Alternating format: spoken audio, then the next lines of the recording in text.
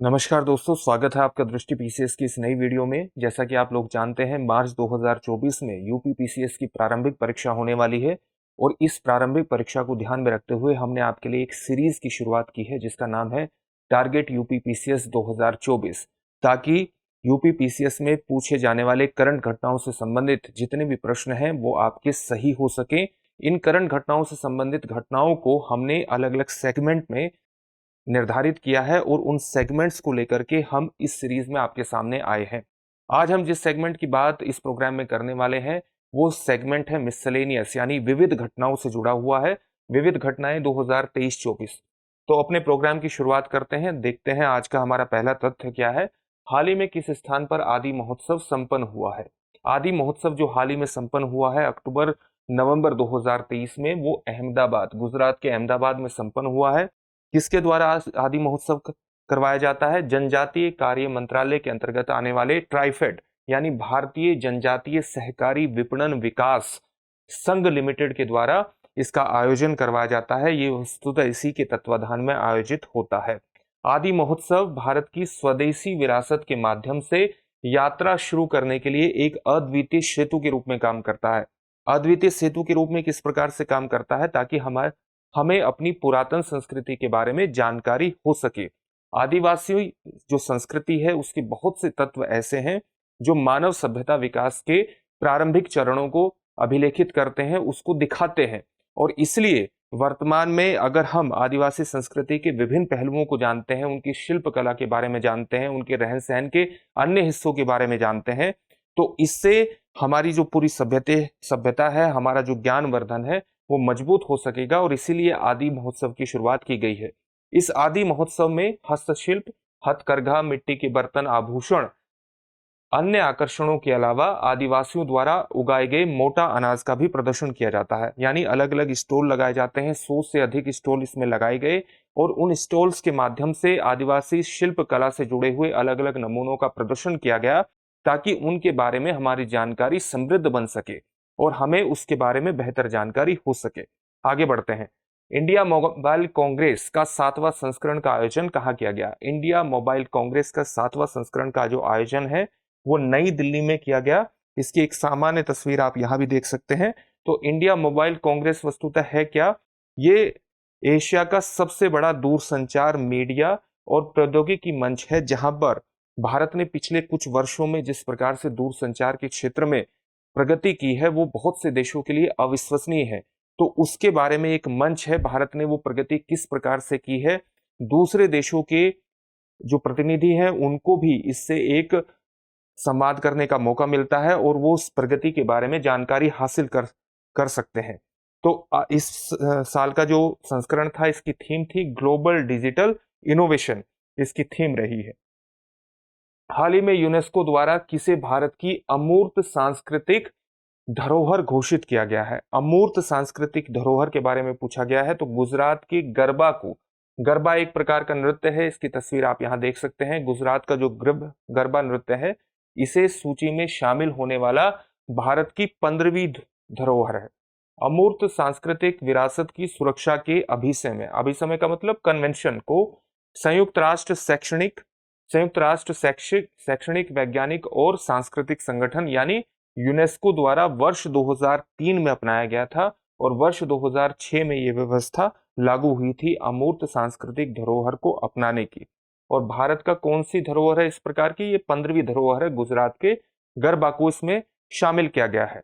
किसने कृष्णा गोदावरी बेसिन में पहली बार कच्चे तेल का उत्पादन किया है? ये सामान्य तथ्य है। कृष्णा गोदावरी बेसिन को सामान्य तौर से बहुत दिनों से माना जा रहा था कि यहाँ कच्चे तेल का एक व्यापक भंडार है। तो इसमें पहली बार कच्चे तेल का उत्पादन किसने शुरू किया है, ये एक महत्वपूर्ण तथ्य है। Oil and natural gas corporation यानी ओएनजीसी के द्वारा इसमें कच्चे तेल के उत्पादन को शुरू किया गया है। भारत के बाहर दुनिया के दूसरे सबसे बड़े हिंदू मंदिर का उद्घाटन कहाँ हुआ? ये हिंदू मंदिर की एक सामान्य तस्वीर आप देख सकते हैं। अमेरिका में इसका उद्घाटन हुआ है। अमेरिका, इसका जो टोटल क्षेत्रफल है 185 एकड़ भूभाग में इसको बनाया गया है। इसकी जो ऊंचाई है वो 191 फीट है और 8 अक्टूबर को इसका उद्घाटन किया गया है। अमेरिका के न्यू जर्सी के रॉबिन्सविले टाउनशिप में स्वामी नारायण अक्षरधाम मंदिर इसका नाम है। साथ ही भारत के बाहर निर्मित यह दुनिया के सबसे बड़े हिंदू मंदिरों में से एक है। आपने एक तथ्य पर गौर किया होगा, भारत के बाहर दुनिया के दूसरे सबसे बड़े हिंदू मंदिर। तो भारत के बाहर दुनिया का सबसे बड़ा हिंदू मंदिर कौन सा है? कंबोडिया का अंगकोर वाट मंदिर भारत के बाहर दुनिया का सबसे बड़ा हिंदू मंदिर माना जाता है और इसलिए इसको दूसरे सबसे बड़े मंदिर के रूप में व्याख्यायित किया गया है। देश के पहले सोलर रूफ साइकिलिंग ट्रैक का उद्घाटन कहाँ किया गया? देश के पहले सोलर रूफ साइकिलिंग ट्रैक का उद्घाटन हैदराबाद में किया गया। सोलर रूफ यानी जिसकी छत सौर ऊर्जा से संचालित होगी, ऐसे साइकिलिंग ट्रैक का उद्घाटन हैदराबाद में किया गया है। इसकी सामान्य तस्वीर आप यहां देख सकते हैं। आप देख सकते हैं कि इसकी छत पर किस तरह से सोलर पैनल लगाए गए हैं। इसका नाम क्या है? हेल्थवे इसका नाम रखा गया है। यह इनोवेटिव ट्रैक विश्व स्तर पर अपनी तरह का दूसरा ट्रैक है। तो पहला ट्रैक कहाँ है? दक्षिण कोरिया के डेजोन और सेजोंग बाइक हाईवेज की तर्ज पर इसको बनाया गया है। 23 किलोमीटर ये लंबा है और 4.5 मीटर चौड़ा है। कौन सी फिल्म टाइम स्क्वायर पर गाना लॉन्च करने वाली पहली भारतीय फिल्म बनी है? द वैक्सीन वॉर, जो कोविड-19 के से मुकाबला लड़ने के लिए, कोविड-19 की बीमारी से लड़ने के लिए एक प्रकार से वैक्सीन जो निर्मित की जा रही थी, उस पर बेस्ड है द वैक्सीन वॉर और उसके निर्माता है विवेक अग्निहोत्री। इसी फिल्म के गाने को पहली बार टाइम स्क्वायर पर, अमेरिका के टाइम स्क्वायर पर लॉन्च किया गया है। हाल ही में जम्मू कश्मीर के उधमपुर रेलवे स्टेशन का नाम बदलकर क्या किया गया है? जम्मू कश्मीर के उधमपुर रेलवे स्टेशन का नाम बदलकर कैप्टन तुषार महाजन रेलवे स्टेशन किया गया है। उधमपुर के मूल निवासी कैप्टन तुषार महाजन ने भारतीय सेना की विशेष बल इकाई 9 पैरा में सेवा की है। फरवरी 2016 में दक्षिण कश्मीर के पुलवामा जिले में हुए आतंकवादी हमले के दौरान देश की रक्षा करते हुए इन्होंने अपने जीवन का बलिदान कर दिया था और इसी कारण इस उधमपुर रेलवे स्टेशन का नाम बदलकर कैप्टन तुषार महाजन रेलवे स्टेशन कर दिया गया है। आगे बढ़ते हैं। हाल ही में शेरों को ट्रैक करने के लिए कौन सा ऐप लॉन्च किया गया है? इस तरह के प्रश्न यूपी पीसीएस में पूछे जा सकते हैं, इसलिए आपको एग्जैक्ट नाम याद होना चाहिए कि शेरों को ट्रैक करने के लिए कौन सा ऐप लॉन्च किया गया है। इस ऐप का नाम है सिंह सूचना ऐप। इसका उपयोग करके आम लोग अपने क्षेत्रों में शेरों की गतिविधियों के बारे में सीधे वन विभाग को सूचित कर सकते हैं। तो ये एक महत्वपूर्ण ऐप है। अगर आप इसे डाउनलोड कर लेंगे तो अपने क्षेत्र के बारे में, शेरों की गतिविधियों के बारे में आप सूचित कर सकेंगे सीधे वन विभाग को। सिंह सूचना ऐप इसका नाम है। डीजी यात्रा सुविधा शुरू करने वाला पूर्वोत्तर का पहला हवाई अड्डा कौन सा है? गोपीनाथ बोरदोलोई अंतर्राष्ट्रीय हवाई अड्डा असम में है। तो इसने क्या सुविधा लॉन्च की है, क्या सुविधा की शुरुआत की है? डीजी यात्रा। डीजी यात्रा के बारे में जानेंगे। डीजी यात्रा क्या है? डीजी यात्रा का मूलभूत उद्देश्य है हवाई अड्डा यात्रा के लिए चेहरे की पहचान तकनीक का उपयोग करना। ये कैसी पहचान तकनीक है डीजी यात्रा सुविधा? इससे ये एक प्रकार का फेशियल रिकॉग्निशन सिस्टम है। पूरी तरह से पेपरलेस व्यवस्था है। एयरपोर्ट पर एंट्री हो, सिक्योरिटी चेक हो, एयरक्राफ्ट में बोर्डिंग हो या लगेज ड्रॉप करने के समय सिर्फ अपना चेहरा ही इसके अंतर्गत दिखाना होगा। तो फेशियल रिकॉग्निशन टेक्निक है। इस प्रकार से आपके फेशियल को सीधे से पहचाना जाएगा और सारी आपका चाहे सिक्योरिटी चेक हो, एयरक्राफ्ट में बोर्डिंग हो या सामान को ड्रॉप करना हो, सब आपके फेशियल रिकॉग्निशन से ही प्रक्रिया आगे बढ़ती चली जाएगी।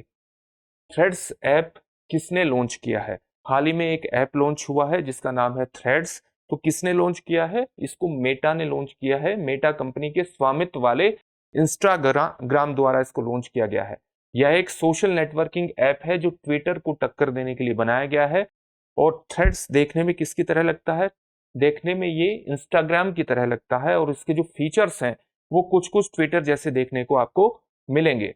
इसे एक साथ 100 देशों में लॉन्च किया गया है। अगर आप इसकी सामान्य तस्वीर देखना चाहते हैं तो इस प्रकार से ऐप अगर आप ऑन करेंगे तो इस प्रकार से तस्वीर आपके सामने आएगी। महाराष्ट्र के अहमदनगर जिले का नया नाम किसके नाम पर रखा गया है? रानी अहिल्याबाई होलकर के नाम पर रखा गया है। अहिल्या नगर। अहमदनगर का नाम क्या होगा? अहिल्या नगर होगा। अहिल्याबाई कौन थी?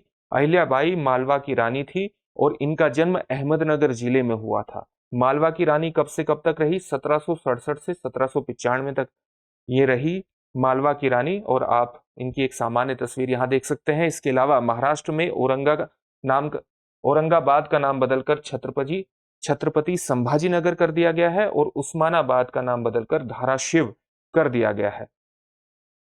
आगे बढ़ते हैं। हाल ही में किस राज्य में उड़ने वाली छिपकली की नई प्रजाति की खोज हुई है? छिपकली की एक नई प्रजाति की खोज हुई है जो उड़ सकती है, यानी उड़ने वाली छिपकली की नई प्रजाति की खोज मिजोरम में हुई है और इसका नाम है गेको मिजोरमेंसिस, इसका नाम दिया गया है। इसकी भी सामान्य तस्वीर आप यहां देख सकते हैं, गेको मिजोरमेंसिस। जल बजट अपनाने वाला प्रथम भारतीय राज्य कौन सा है? केरल जल बजट अपनाने वाला पहला भारतीय राज्य है। गर्मियों में पानी की कमी की समस्या से निपटने के लिए जल बजट की शुरुआत केरल के अंतर्गत की गई है।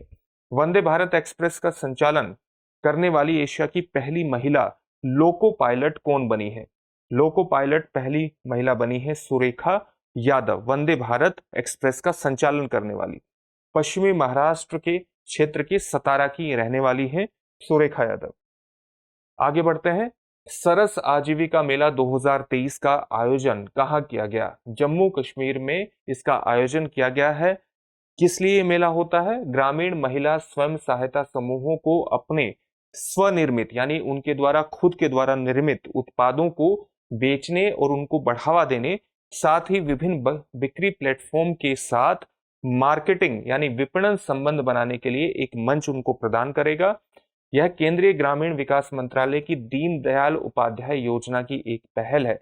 इसके माध्यम से वे अपने उत्पादों की पहुंच को बढ़ाने में सक्षम होगी, जिससे उनकी आजीविका में भी सुधार होगा और ये दीनदयाल उपाध्याय योजना का एक हिस्सा है।